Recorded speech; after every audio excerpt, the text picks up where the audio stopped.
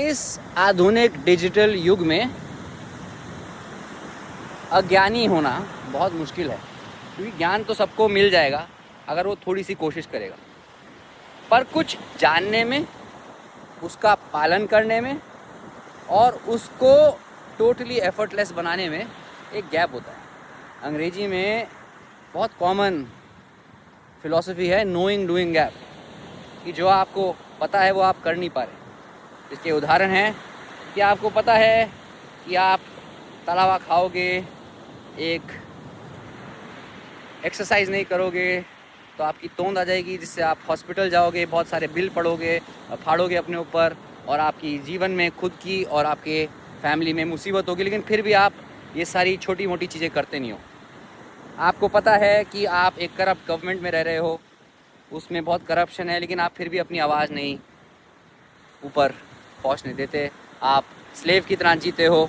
आपको पता है कि आधुनिक युग में डिजिटल लाइफ अगर आप बैलेंस नहीं करोगे तो आपका दिमाग अटेंशन डेफिशिएंसी सिंड्रोम से प्रकोपित रहेगा और आपको प्रॉब्लम होती रहेगी, लेकिन फिर भी आप उसके बारे में कुछ नहीं करते। तो नोइंग और डूइंग, जानना और उस पर पालन ना करना, इस गैप की बात होती है।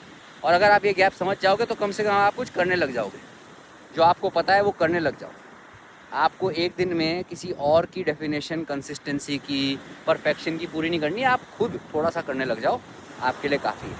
क्योंकि इसके बाद जो स्टेज है, जो हमारे पूर्वज जानते थे और हम भूल गए, कि भाई देखो जो आप कर रहे हो ना, अगर वो किसी और से कॉपीड है ना, अंदर से नहीं है, आत्म जागरूकता से नहीं है, तो उससे एक आपकी आइडेंटिटी बन जाती है, ईगो बन जाती है, जिससे आप आइडेंटिफाई करते हो। तो बहुत सारे बच्चे जिम जाते हैं, बहुत सारे लोग बहुत सारी चीज़ें करते हैं दुनिया में जो गुड हैबिट्स के अंडर आती है, लेकिन वो फोर्स्ड है, इन्फोर्स्ड है, वो अभी एम्बॉडीड नहीं हुई।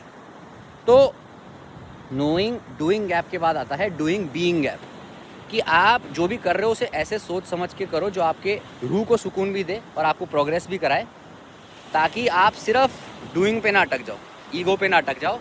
आप एफर्टलेस बीइंग करो, उसको एफर्टलेस बना दो।